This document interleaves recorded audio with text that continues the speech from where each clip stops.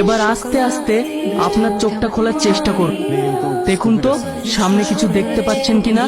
Doctor বাবু, আমি সব দেখতে পাচ্ছি। বুড়ি, তুই সব দেখতে পাচ্ছি?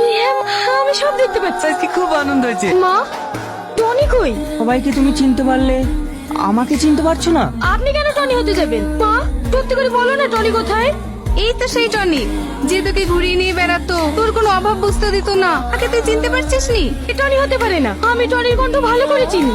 ওকে জোর করেন না। একজন অন্ধ মানুষ তার চোখ ফিরে পাওয়ার পর তার সর্বসঙ্গী লাঠিটাই ফেলে দেয়। আর আজ সালমা। আপনি টনি? হ্যাঁ, এই টনি। তোর জন্য ছোটাছুটি করতে করতে এই ঠান্ডায় গলা বসে গেছে। দুদিন পর সব ঠিক হয়ে যাবে। মেয়ে এখন পুরোপুরি সুস্থ, আপনি ওনাকে নিয়ে যেতে পারেন। ঠিক আছে, দেখ এই বুড়ি বাড়ি চ। এইভাবে কি দেখছো? খাও।